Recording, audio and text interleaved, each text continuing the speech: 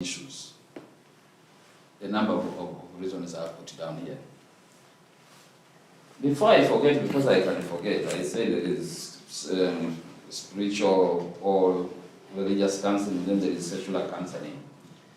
It's something I don't tell many of my clients, that I pray for them, not necessarily with them. Some of them are destroyed, they don't want to do anything with the prayer, they don't want to have anything to do with the prayer. Some of them just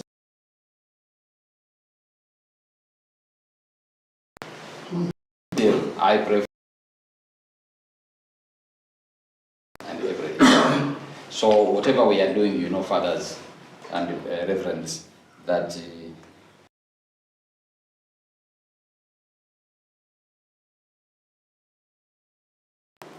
then you will not be empowering this particular individual to solve their own problems later in life.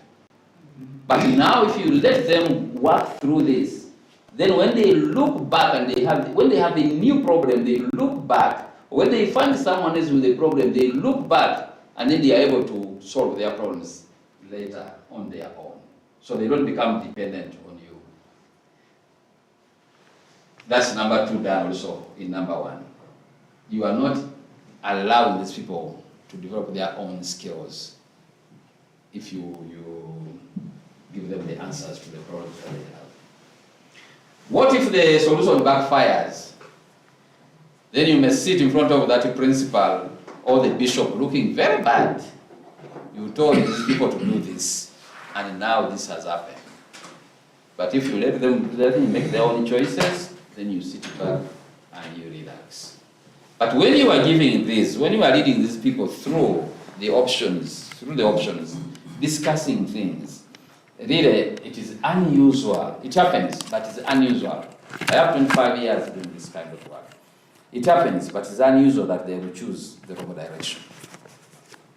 It's unusual. It happens, but it's unusual because the way you are talking about things, the way you are discussing, the way you are giving them time, the way they are also now getting used to the situation they are in and relaxing, so to be able to understand it and manage it, they usually come up with good solutions. So, number 4 here.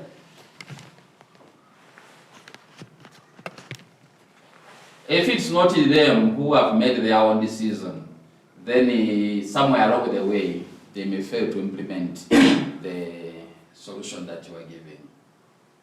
And lastly here, this talking about reasons why you should let them do their thing. They take responsibility and also the consequences of the decision that they have made. And they want to say, Father told me to do this. You see, now I'm in trouble. No, Father gave you time. Do you know that some of our clients just want to talk to someone and just cry, and after crying, then they become sober, they go, they deal with their problem. And the secret with the Christian counseling, what I call spiritual counseling, some of these terms I'm using are not technical, so you may not find them in the books. You know, this priest tells us when we were still good young boys studying, that listen to this person and tell them to come back tomorrow to continue discussing, or you will help them the following day. They will talk to you better the following day. Now you have listened, you are going to try and find a solution. And when they get out, you start praying. And then when they come back the following day, they have also calmed down. And then they look at things differently. Take responsibility. We need our people to take responsibility for their decisions. Then they'll be able to see through the process of solving the problem. Yours, therefore, is to ensure that the client has the skills, the knowledge, and the confidence to do that. But first of all, you have to establish a trusting working relationship. And some people have called some of this rapport. And sometimes it's very difficult. Let us continue. Yeah, go up so that we can look at it once. There, please.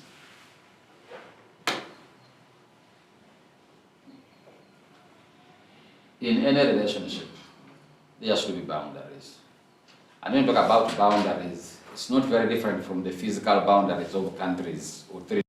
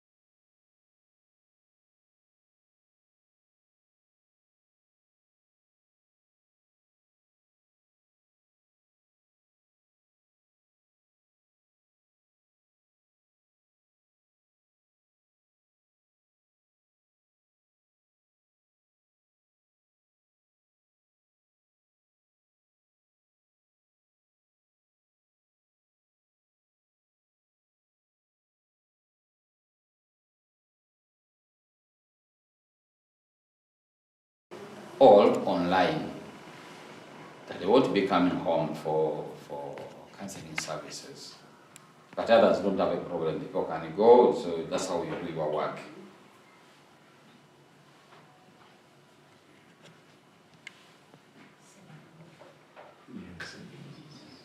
If you impose, basically, your values, your religion on the client, then you are crossing an ethical boundary. And that is autonomy. When we sometime in the future talk about ethics of counseling, then there are certainly ethical values that we have to respect. And I'll be talking about one of them here, although I don't cover it in writing, but I'll spend some little time on it, the confidentiality issue, because we have heard about it a lot and we hear people talk about it a lot. But there is this one of autonomy, that the individual should be autonomous, should be able to make their own decisions on the way they want to move forward or to deal with the problems. Although they have come to you for help, they still are autonomous. If they don't know they're autonomous, then you have to let them know that they're autonomous and responsible for the decisions they are going to take. We have another one.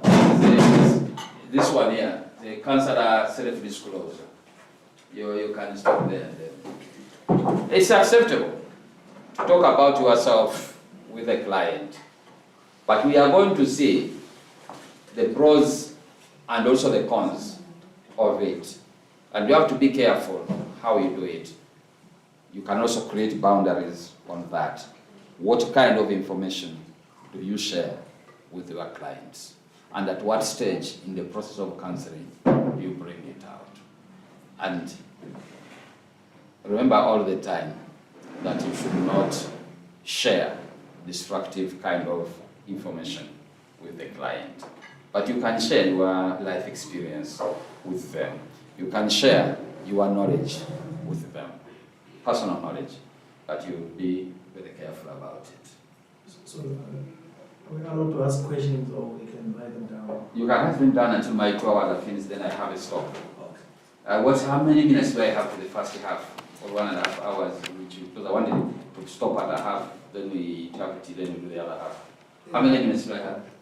You were to stop at 10:20 if we were using 1 hour. Okay. But now it's 50, so maybe 10. Is it Oh. 10? Okay, let's just finish with 11:10. I see here it's 10:59. Yeah, so 11:10. So 11. So I should be stopping, okay? Let us finish self-disclosure and then we pause for maybe tea or something. And then during that, before we go for tea, we will ask you questions for this first part. Please don't forget. So write it down. Self-disclosure. It is allowed to talk about yourself. Like before, we are not allowed to cry or to show people that what they're telling us is shocking. Fine, we are not allowed to go, Utini. But we can indicate that, oh, that is serious now. That is serious. Can we talk about it? What do you like to say more about it? Because we have also to be asking open-ended questions. We avoid asking yes, no, yes, no. Now, if somebody is not willing to talk, yet they brought themselves to you, then talk and then allow them to go. Or if they were brought by someone else, know that you still have a hurdle to cross to get them to trust you so that they can talk to you. So we are not allowed to cry before, but now we are allowed to cry. You can cry. If I come to you and it's too big and I'm crying, please cry with me, Father. Then sort it out afterwards. Now, but when okay, we have problems here. We shall talk about counter transference and transference in counseling. But because we are human beings here, I can start telling you my stories to make me feel good. But there's many stories that I tell. Not that they are good for you.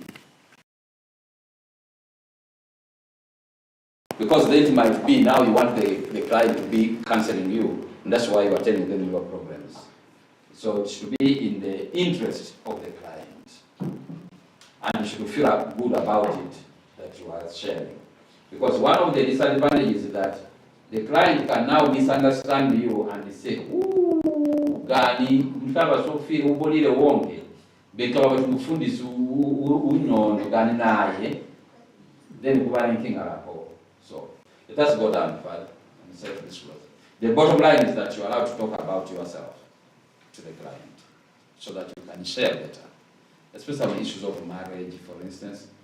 There are certain issues that you can let the other person know on how to solve certain problems and what you went through yourself without embarrassing their wife or their father, their husband. Let us go down there. I've said these things. These are just advantages of self-disclosure. Yeah, there are times when the client may feel alone and he's just the only person in that situation. And then you can tell them, no, I've been there. I have some idea about what you are going through.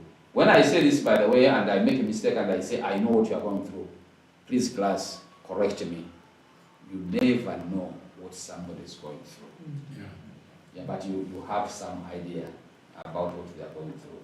You identify with them. That's the empathy part of it. You identify with them. But that they are going through this particular situation is their business and their baby. Like you never tell somebody that is trivial. Maybe 5 years after the counseling session and they have long gone through the situation, then you can say, oh, no, that was a small thing. But not now. Not now. So these are some advantages. And let us look at the negative side, please.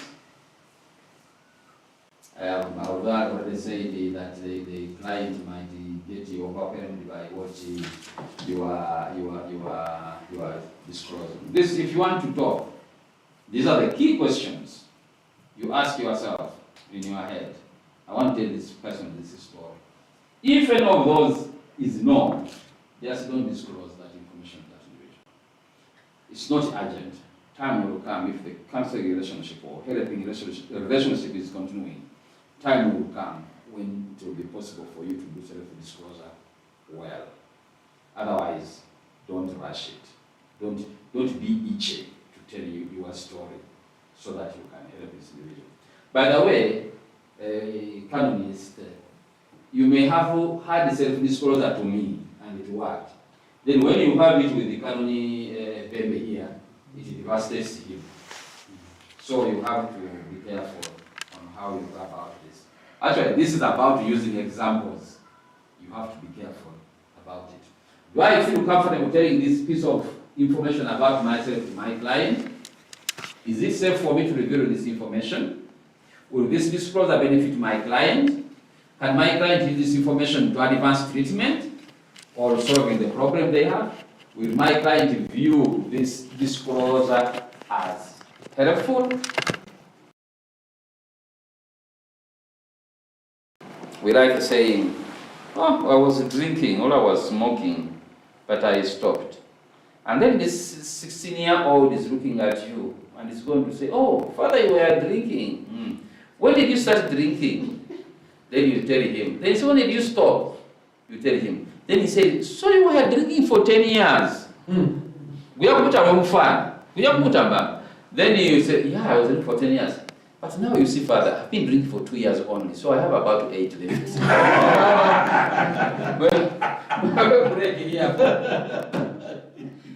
But if I digress a little bit and talk about drugs, and this is the problem we have in our communities, in our churches, drug use. Please remind the young people, drugs affect individuals differently. And a number of reasons for that, but especially the physiological makeup, we are different. And when these substances come into us, there are certain things they will do to me, which they will not do to Father here, which they will not do to the Reverend there. And so you find some people, they start smoking in Zangu, and within 3 months, they are seeing butterflies and laughing at everything that passes. Then you find some other people smoking for 10 years, the same stuff, no problem, visible problems on them. So drugs affect individuals differently. So my example I was giving of, oh Father, you are smoking. Okay. And that's one of the reasons in Sadat we don't allow people to give testimony on our side. Sadat helped me, blah, blah, this and that. A number of reasons why we don't do it, but one of them is falling with the role model. Falling with the role model. If I'm your role model, and you really trust me because I told that story, and then I fall myself, you are right to follow me. We break before we break, now I stop here and I take questions. I don't know about my documents, about 14 pages, but we don't have to read all of them, we shall know how to talk about